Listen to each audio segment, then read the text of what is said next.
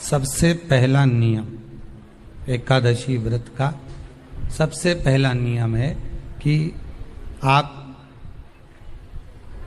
जिस दिन व्रत करो उसके एक दिन पहले भक्ति का संचार इस हृदय में कर लो।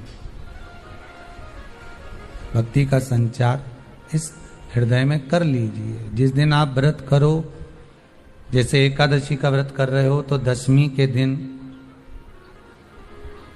शाम का समय जब आवे, रात्रि जब होने लगे, शाम का समय आवे और रात्रि का आप जब भोजन ग्रहण करो तो उस भोजन में कोई ऐसा पदार्थ ग्रहण मत करिए जिस पदार्थ के कारण आपकी एकादशी बिगड़ जाए।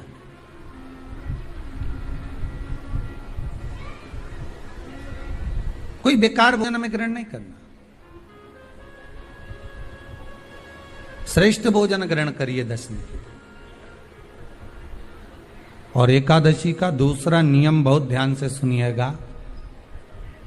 जिस दिन आपकी एकादशी का व्रत हो उस दिन प्रयास करिएगा कि अपने हाथ से किसी भी वृक्ष की कोई पत्ती टूटे ना। अपने हाथ से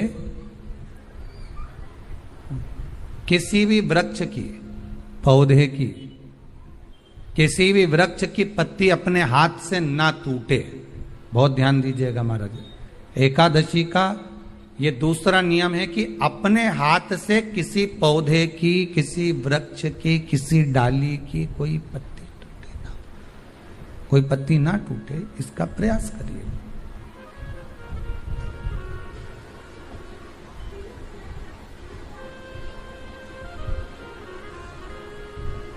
कितना सुंदर व्याख्यान कहा है, कितना सुंदर वर्णन है महाराज कि मात्र एकादशी का व्रत कर लेने पर, मात्र एकादशी का व्रत कर लेने पर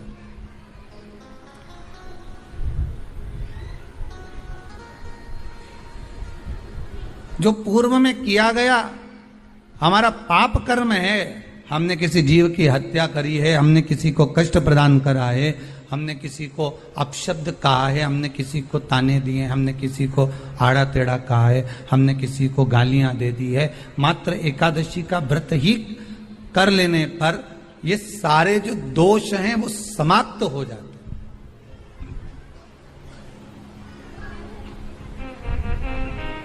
सारे दोष हमारे समाप्ति पर आ जाते हैं।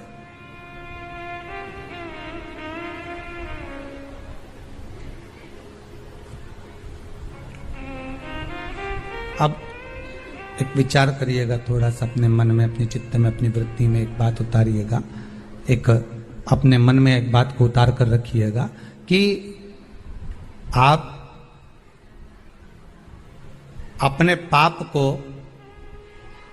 अपने पाप कर्म को जिस दिन क्षीण करने वाले हो, समाप्त करने वाले हो, अपने पाप को आप जिस दिन समाप्ति पर लेकर जा रहे हो तो उसके एक दिन पहले आपको प्रसन्नता होना चाहिए कि नहीं होना चाहिए कि कल मेरा पाप कटने वाला है, कल मेरा पाप समाप्त होने वाला है। जो मैंने पाप कर्म करा है वो समाप्त होगा, जो मैंने पाप कर्म करा है वो कल समाप्त हो जाएगा। तो एक दिन पहले आपके चेहरे पर प्रसन्नता हो कि ना हो?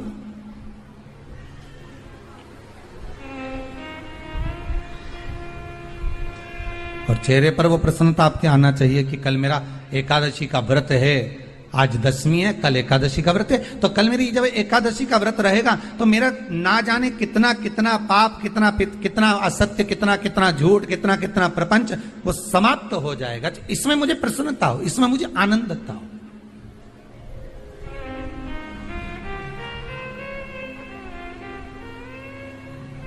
तो क्या कहा गया कि प्रयास करिएगा कि एकादशी के दिन कोई वृक्ष की, कोई डाली की, कोई कोपल की कोई पत्ती ना तोड़ी जाए। क्यों? तो कहा अगर उस पत्ती को हम तोड़ देते हैं, वृक्ष की पत्ती को या क्यारे में लगी हुई कोई डाली की पत्ती को हम तोड़ देते हैं तो एकादशी का पुण्य फल प्राप्त नहीं होता, एकादशी का कोई फल हमारे खाते में नहीं जाता, पुण्य फल प्राप्त। अब फिर भले तुम चाहे तुमने मोर दन खाया हो, चाहे तुमने फिर चिप्स खाई हो, चाहे तुमने फिर व्रत का कितना ही सामान खा गए हो और तुमने सोचा कि आज मेरी एकादशी है, तो फिर उसका कोई फल प्राप्त नहीं है, उसका कोई सुख प्राप्त नहीं है आपको, फिर उसका कोई आनंद प्राप्त नहीं है आपको, तो उसमें कोई आनंद की अनुभूति आपको नहीं मिल रही। को याद रखिए, गौदान और एकादशी, श्रीमद वल्लभाचार्य जी ने मायावत का खंडन करा था जगन्नाथपुरी में, और श्रीमद वल्लभाचार्य जी ने कहा था एकादशी मरने के बाद मत दो, एकादशी जीते जी दो। कहा था कि नहीं कहा था? जीते जी दान करिए। इसलिए जगदीश में, जगन्नाथपुरी में एकादशी उल्टी लटकी हुई है। करें आपने दर्शन? जगदीश में एकादशी को उल्टा लटकाया, क्यों? क्योंकि वल्लभ ने कहा कि एकादशी जीते जी दो। कई पंडितों कहते हैं तुम्हारे दादाजी मर गए, जब 12वें का दिन होता है ना, तो पंडित जी संकल्प छुड़ाते हैं, देव एकादशी। बड़े बेटे ने 5 दे दी, छोटी बहू ने 3 दे दी, उसने 2 दे दी, उसने 2 दे दी, तो क्या तुम्हारे दादाजी भिखारी थे जो तुम्हारी एकादशियां लेकर जाएंगे? और तुम कौन होते हो दादाजी को एकादशी देने वाले? तुमने कौन सा इतने पुण्य कर लिए जो तुमने एकादशी दे दी? एकादशी के दान की महत्वता श्रीमद वल्लभाचार्य जी ने कहा कि कोई व्यक्ति अगर खटिया पर सड़ रहा है, पलंग पर तड़प रहा है, हॉस्पिटल में पड़ा हुआ है, तो निवेदन है कि उसको देखने जाओ तो अपनी करी हुई एकादशी में से 2 एकादशी का दान उसको तुरंत दे दो। क्यों? तो जिससे उसको मोक्ष मिल जाए, मरने के बाद नहीं। क्योंकि मरने के बाद तो वो 10वें के दिन, गरुड़ पुराण में लिखा है 10 दिन तक जीवात्मा घर की अटारी पे रहती है। कितने दिन? 10 दिन। 10 दिन के बाद जीवात्मा चली जाती है।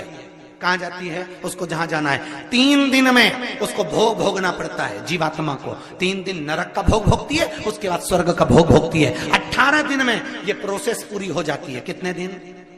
18 दिन। 18 दिन के बाद में उस जीवात्मा को धान के खेत में पटका जाता है। किसके खेत में? धान के, चावल के खेत में। इसलिए कहते हैं एकादशी के दिन चावल मत खाओ। कहते कि नहीं कहते? और क्या कहते हैं? द्वादशी के दिन चावल खाना जरूरी है। एकादशी का पालना करना है तो द्वादशी को चावल का 1 गिलास खाओ, तब द्वादशी को चावल खाओगे तो एकादशी लगेगी। चावल नहीं खाओगे तो एकादशी नहीं लगेगी। द्वादशी को चावल खाना जरूरी है। क्यों कहते हैं? क्योंकि धान के खेत में जीव को छोड़ा जाता है, उस धान के खेत में, चावल के खेत में जीवात्मा रहती है। उसको चिड़िया खाती है तो चिड़िया के रूप में जन्म लेता है, मनुष्य खाता है तो मनुष्य के रूप में जन्म लेता है। इसलिए एकादशी के दिन चावल नहीं खाया जाता, क्योंकि एकादशी के दिन हम चावल खाएंगे तो जीव हत्या का दोष लग जाएगा। फिर कब खाना है? द्वादशी के दिन। द्वादशी के दिन क्यों खाया जाता है? क्योंकि हम एकादशी के व्रत करे रहते हैं, और पहला घासा जब चावल का खाते हैं तो अपनी करी हुई एकादशी का पुण्य, जितने जीव हमारे मुंह में जाते हैं उनको उसका पुण्य मिल जाता है, और उनका फिर जन्म नहीं होता, वो तर जाते हैं, उनको एकादशी का भाग मिल जाता है। इसलिए कहते हैं एकादशी को चावल मत खाओ, पर द्वादशी को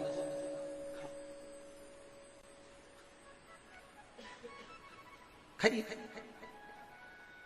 10 दिन तक जीवात्मा है, और आपने एकादशी कब दान दी? बोलो जम के। 12वें के दिन, 13वें के दिन आपने एकादशी का दान दिया, वो मिली उनको? अरे बोलो अच्छे से। कई तो अभी तक कर रही होगी, हमारे दादाजी के निमित्त की कर रहे हैं, कर ले। फिर वही वाली बात आ गई, गुलाब के फूल में पानी जारी है।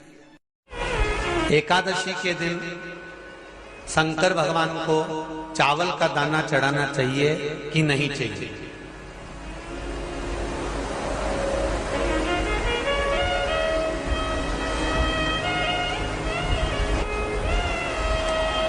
बीमार व्यक्ति से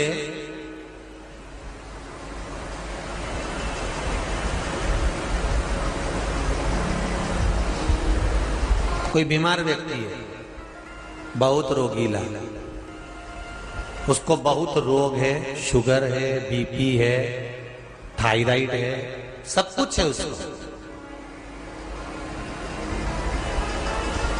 और वो रोगीला व्यक्ति जब डॉक्टर के पास जाकर पूछे, डॉक्टर साहब मेरी तबीयत ठीक नहीं रहती है, मैं बहुत कष्ट में रहती हूँ, बहुत तकलीफ है शरीर में,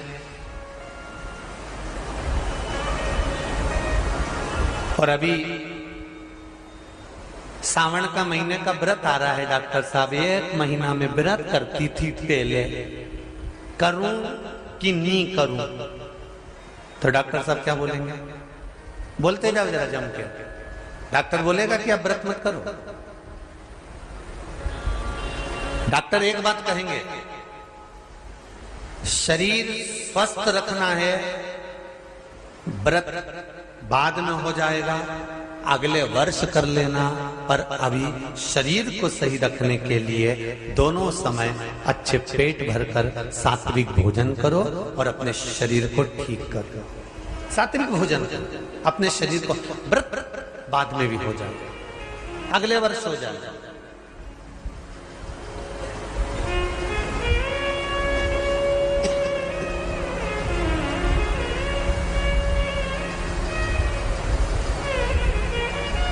अभी तुम थोड़ा सवेरे 2 बिस्कुट ले लिया करो, सुबह नाश्ता ले लिया करो, भोजन ले लिया करो, फिर दोपहर में कुछ हल्का फुल्का लेकर थोड़ी थोड़ी देर में खाते रहना चाहिए। हो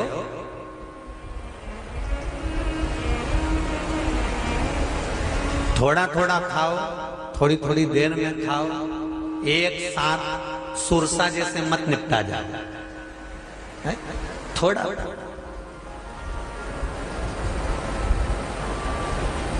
ज्यादा खाओगे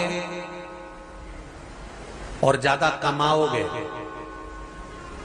तो दूसरों को कष्ट नहीं होगा, कष्ट खुद को होगा। ज्यादा खाओगे अपाच्य हो जाएगा, रात की नींद उड़ जाएगी, शरीर में अच्छा नहीं लगेगा। ज्यादा कमाओगे, रात की नींद उड़ जाएगी, दुनिया की दृष्टि तुम पर पड़ जाएगी और तुम्हारी रातों की नींद। कमाओ भी उतना जितना खर्च कर सको और खाओ भी उतना जितना पचा सको। अति सर्वस्व वर्जक। डॉक्टर कहेंगे ये तुम्हारा व्रत जो है ना अगले साल कर लेना, इस साल मत करिए, इस साल तो आराम से भोजन वोजन करो तुम लोग, बढ़िया प्रेम से खाओ पिए। तो उसी तरह किसी ने पूछा कि चावल का दाना एकादशी पर भगवान शंकर को चढ़ा सकते, चावल का दाना शंकर जी को चढ़ाते क्यों है, पहले तो वो समझ लो। बेलपत्री का तो महत्व आपको बार बार बताया कि बेलपत्री शिव जी को क्यों चढ़ाई जाती है, कहीं रोग के लिए, कहीं बीमारी के लिए, कहीं किस कार्य के लिए, कहीं कोई कार्य के लिए, कहीं कोई कार्य के लिए। चावल का दाना अगर हम शंकर भगवान को चढ़ा रहे हैं तो क्यों चढ़ा रहे हैं, उसका कारण क्या है? चावल का दाना शिव को चढ़ाने का केवल एक कारण रहता है कि चावल को अक्षत कहते हैं।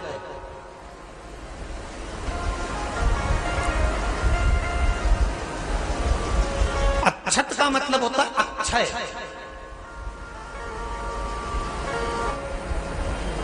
उसका मतलब क्या होता है? अक्षय, जिसका कभी क्षय ना हो। जब हम भगवान शंकर को चावल का दाना चढ़ाते हैं, जैसे बहुत ध्यान दीजिएगा महाराज, बहुत समझने वाली बात है, बहुत ध्यान से।